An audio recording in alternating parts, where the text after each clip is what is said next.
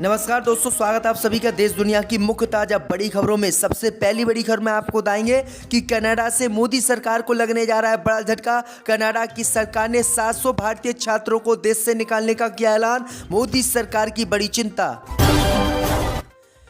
पश्चिम बंगाल में केंद्र की मोदी सरकार ने रद्द किया ममता टीवी चैनल का लाइसेंस, बीजेपी ने किया स्वागत। उत्तराखंड में हिंदू लड़की के अपहरण को लेकर हिंदुओं ने मचाया बवाल, तो डर के कारण 3 मुस्लिम व्यापारियों ने छोड़ा प्रदेश। लखनऊ के जीबा हत्याकांड में 6 पुलिसकर्मियों को योगी सरकार ने किया सस्पेंड, लेकिन विपक्ष ने बीजेपी को घेरा। नाथूराम गौडसे को देशभक्त कहने पर पूर्व पीएम के बेटे ने जताई आपत्ति, कहा ऐसे नेताओं को मंत्रिमंडल से बाहर निकाले मोदी। पहलवानों ने 15 जून तक ब्रजभूषण शरण सिंह की गिरफ्तारी को लेकर सरकार को दिया अल्टीमेट, कहा 15 जून तक अगर इसको नहीं किया गया गिरफ्तार तो पूरे देश में फिर से करेंगे प्रदर्शन। तो दोस्तों, सभी खबरों को आपको एक एक कर बताने वाले हैं। वीडियो को लाइक कर चैनल को सब्सक्राइब कर दें। इसी बीच बढ़ते दोस्तों अगली खबर की ओर, तो कनाडा से मोदी सरकार को लगने वाला है बड़ा झटका। कनाडा ने भारतीय छात्रों को देश से निकालने का किया ऐलान। दोस्तों, आपको बता दें कि कनाडा से मोदी सरकार को बड़ा झटका लगने जा रहा है। दरअसल आपको बता दें कि कनाडा की सरकार ने भारतीय छात्रों को देश से निकालने का ऐलान कर दिया है और 13 जून तक का समय दिया है और कहा है कि 13 जून तक भारतीय छात्र कनाडा को छोड़ दें, वरना इनके खिलाफ कार्रवाई की जाएगी। दरअसल आपको बता दें कि जिन छात्रों को कनाडा छोड़ने का आदेश कनाडा की सरकार ने दिया है, उन छात्रों की संख्या 700 बताई जा रही है।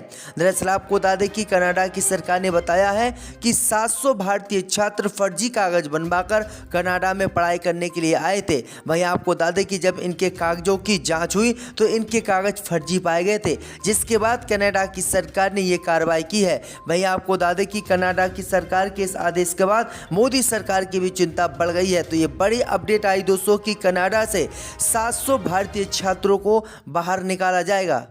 इसी बीच बढ़ते दोस्तों अगली खबर की ओर, तो मोदी सरकार ने रद्द किया पश्चिम बंगाल में ममता टीवी चैनल का लाइसेंस, बीजेपी ने किया स्वागत। दोस्तों, आपको बता दें कि केंद्र की मोदी सरकार ने मुख्यमंत्री ममता बनर्जी के पक्ष में नाम लिए बगैर उनके करीबी माने जाने वाले कोलकाता के एक जाने माने उद्योगपति का टीवी चैनल का लाइसेंस रद्द कर दिया है। नेता प्रतिपक्ष शुभेंदु अधिकारी ने शनिवार को इस फैसले का स्वागत किया है। दरअसल आपको बता दें कि ट्वीट करके उन्होंने लिखा है कि सूचना और प्रसारण मंत्रालय ने एक ऐसी मीडिया कंपनी का लाइसेंस रद्द कर दिया है जिसके बारे में बहुत कम लोग जानते हैं, लेकिन उसके करीबी सहयोगियों का विज्ञापन राज्यसभा सबसे अधिक था। तो ये बड़ी अपडेट आ रही दोस्तों कि केंद्र की मोदी सरकार उन टीवी चैनलों का लाइसेंस रद्द कर रही है जो या तो बीजेपी के खिलाफ खबरें चलाते हैं या फिर विपक्ष का साथ देते हैं, जैसे कि एनडीटीवी। तो ये बड़ी अपडेट आ रही दोस्तों। इससे बीच बढ़ते दोस्तों अगली खबर की ओर, तो उत्तराखंड में हिंदू लड़की के अपहरण को लेकर बवाल जारी। अब तक 3 मुस्लिम व्यापारियों ने छोड़ा पुरौला। दोस्तों, आपको बता दें कि उत्तराखंड के उत्तरकाशी जिले के पुरौला में हिंदू समुदाय के व्यापारियों और स्थानीय लोगों के बीच विवाद का दौर अभी जारी है। मुस्लिम समुदाय के 3 व्यापारियों ने अपने कारोबार को समेटकर पुरौला छोड़ दिया है। हालांकि पुरौला से लगी बड़कोट तहसील में उनकी दुकानें पूरी तरह खुली हैं, लेकिन हाल ही में कुछ अज्ञात लोग की तरह से लगाए गए पोस्टरों से डर के कारण ये मुसलमानों ने दुकानें खाली कर दी हैं। दरअसल आपको बता दें कि पुरौला में मुस्लिम व्यापारियों को 15 तारीख तक दुकानें खाली करने का हिंदुओं ने अल्टीमेट दिया था। इस चेतावनी में दुकानें खाली न करने पर गंभीर परिणाम भुगतने की भी हिंदुओं की तरफ से धमकी दी गई थी, जिससे मुस्लिम समुदाय के लोगों में डर का माहौल था और डर के कारण उन्होंने अब 15 जून आने से पहले ही दुकानें खाली कर दी हैं और दुकानें छोड़ दी हैं। तो ये बड़ी अपडेट आई दोस्तों कि उत्तराखंड में खुलेआम हिंदूवादी संगठन और हिंदू लोगों ने मुसलमानों के कत्लेआम की धमकी दी। इसी बीच बढ़ते दोस्तों अगली खबर की ओर, तो लखनऊ के जीबा हत्याकांड में 6 पुलिसकर्मी सस्पेंड। दोस्तों, आपको बता दें कि उत्तर प्रदेश में संजीव उर्फ जीबा हत्याकांड में पुलिस ने कार्रवाई करते हुए 6 आरक्षकों को हटा दिया है। इस मामले में राजनीतिक दलों ने सत्ताधारी बीजेपी को आड़े हाथों लिया है और कहा है कि चाहे प्रयागराज का मामला हो या लखनऊ का, दोनों जगहों पर नीचे तबके के आदमी पर कार्रवाई होती है। यूपी के अधिकारी सरकार की छवि जंगल राज की बना रहे हैं। पूर्व डीजीपी ने ने भी ये कहा कि अधिकारियों की जिम्मेदारी एसआईटी की जांच के साथ तय होनी चाहिए। दरअसल आपको बता दें कि उत्तर प्रदेश की राजधानी लखनऊ में संजीव महेश्वरी उर्फ जीवा की गोली मारकर हत्या कर दी गई थी। शूटर को पुलिस ने मौके से गिरफ्तार कर लिया, लेकिन इस पूरे मामले पर एसआईटी की जांच हो रही है। इस मामले में 6 कांस्टेबल सस्पेंड कर दिए गए हैं, जबकि आपको बता दें कि अतीक अहमद की हत्या हुई थी जिसमें 21 पुलिसकर्मी वहां मौजूद थे, उनमें से एक भी पुलिसकर्मी को सस्पेंड नहीं किया गया। तो ये बड़ी अपडेट आई दोस्तों कि मुस्लिम और हिंदू का फर्क बताकर लगातार उत्तर प्रदेश में भेदभाव वाली कार्रवाई हो रही है। इसी बीच बढ़ते दोस्तों अगली खबर की ओर तो केंद्र की मोदी सरकार के विरोध में उतरे केजरीवाल। बोले पहले दिल्ली पर बीजेपी ने वार किया और यह पूरे देश पर करेगी वार। जब दोस्तों आपको बता दें कि दिल्ली के मुख्यमंत्री अरविंद केजरीवाल ने राष्ट्रीय राजधानी में सेवाओं पर नियंत्रण से जुड़े अध्यादेश को लेकर केंद्र की मोदी सरकार पर निशाना साधा। उन्होंने कहा कि सबसे पहले दिल्ली पर वार हुआ और अन्य राज्यों के लिए भी इस तरह के अध्यादेश लाए जाएंगे। रामलीला मैदान में आम आदमी पार्टी की महारैली को संबोधित करते हुए केजरीवाल ने कहा कि केंद्र का अध्यादेश दिल्ली के लोगों का अपमान है। उन्होंने आरोप लगाया कि ये अध्यादेश कहता है कि दिल्ली में प्रजातंत्र नहीं है। वहीं आपको बता दें कि केजरीवाल ने सभी विपक्षी दलों से समर्थन मांगा है और कहा कि बीजेपी जो अध्यादेश लेकर आ रही है उसके खिलाफ पूरी विपक्ष एक तरफा वोट हमारे समर्थन में करे। इसी बीच पर तो दोस्तों अगली खबर की ओर तो भारतीय पहलवानों ने बीजेपी सांसद को 15 जून तक का दिया समय।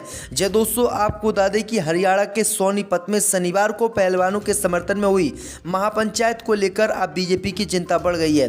दरअसल आपको बता दें कि महापंचायत के बाद पहलवानों ने सरकार को एक बार फिर चेतावनी दी है। इसमें भारतीय कुश्ती महासंघ के अध्यक्ष और बीजेपी सांसद ब्रजभूषण शरण सिंह की गिरफ्तारी की मांग की है। पहलवानों ने कहा कि सरकार 15 जून तक कोई निर्णय नहीं लेती तो आगे की रणनीति की घोषणा की जाएगी। इसी बीच पहलवान साक्षी मलिक और बजरंग पुनिया ने सबसे पहले ब्रजभूषण शरण सिंह को गिरफ्तार किया है। उन्होंने कहा है कि हम 15 जून तक पुलिस को जो है समय देते हैं कि 15 जून तक अगर बीजेपी सांसद को गिरफ्तार पुलिस ने नहीं किया तो उसके बाद कार्रवाई की जाएगी और फिर इसके खिलाफ प्रदर्शन किया जाएगा। इसी बीच पर तो दोस्तों अगली खबर की ओर तो उद्धव ने सीएम पद के लिए बीजेपी को दिया धोखा। नांदेड़ में अमित शाह ने लगाया आरोप।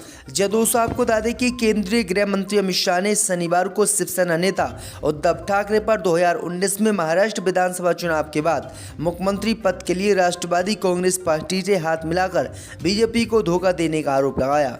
मोदी सरकार के 9 साल पूरे होने के उपलक्ष्य में बीजेपी के संपर्क अभियान के तहत नांदेड़ में एक रैली को संबोधित करते हुए शाह ने कहा कि भाजपा ने पिछले साल ठाकरे के नेतृत्व वाली एनडीए सरकार को नहीं गिराया, बल्कि कुछ ऐसे शिव सैनिक थे जो उद्धव ठाकरे की नीतियों से थक चुके थे और शरद पवार के नेतृत्व वाली एनसीपी के साथ जाने को तैयार नहीं थे। अमित शाह ने कहा कि मैंने उद्धव ठाकरे से बात की, अगर चुनाव में एनडीए गठबंधन जीता है तो देवेंद्र फडणवीस सीएम होंगे। इस पर उद्धव राजी हो गए थे, लेकिन 2019 के विधानसभा चुनाव परिणाम आने के बाद उद्धव ने ये वादा तोड़ दिया था। उन्होंने कहा कि ठाकरे एनसीपी की गोद में जाकर बैठ गए। अमित शाह ने कहा कि धोखाधड़ी और विश्वासघात का काम उद्धव ठाकरे ने किया था। चुनाव मोदी जी और देवेंद्र जी के नाम पर लड़ा गया और वह मुख्यमंत्री बनने के लिए कांग्रेस की गोद में बैठ गए। इसी बीच पर तो दोस्तों अगली खबर की ओर तो पंजाब की आप सरकार ने जनता को दिया महंगाई का झटका। पेट्रोल डीजल के दाम में किया इजाफा। जब दोस्तों आपको बता दें कि पंजाब की आम आदमी पार्टी की सरकार ने राज्य की जनता को महंगाई का झटका दिया है। पैसों की कमी से जूझ रही पंजाब सरकार ने रविवार को पेट्रोल डीजल की कीमत में 92 पैसे प्रति लीटर और डीजल में 88 पैसे प्रति लीटर की बढ़ोतरी की है। इस साल ये दूसरी बार है जब कीमतों में बढ़ोतरी की गई है। इस बढ़ोतरी के साथ ही में 1 लीटर पेट्रोल की कीमत अब 98.65 रुपये जबकि डीजल की कीमत 88.95 रुपये प्रति लीटर होगी।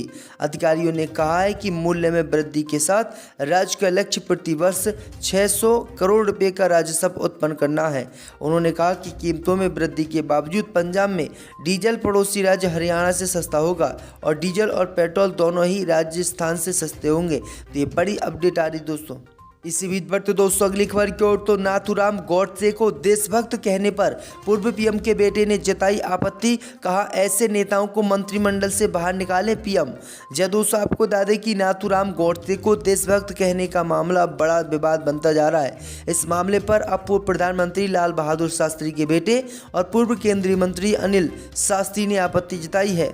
उन्होंने प्रधानमंत्री मोदी से मांग की है कि ऐसे नेताओं को मंत्रिमंडल से बाहर निकाला जाए। दरअसल आपको बता दें कि बीजेपी सांसद ने बीते ही दिनों कहा था कि जिस तरह से महात्मा गांधी हैं और उसी तरह से नाथूराम गॉडसे हैं, क्योंकि नाथूराम गॉडसे वही व्यक्ति है जिसने महात्मा गांधी की हत्या की थी और महात्मा गांधी की हत्या करने वाले व्यक्ति को बीजेपी सांसद ने जो है देशभक्त बताया था, जिससे पूरा देश नाराज हो गया और विपक्ष ने कार्रवाई की भी मांग की है।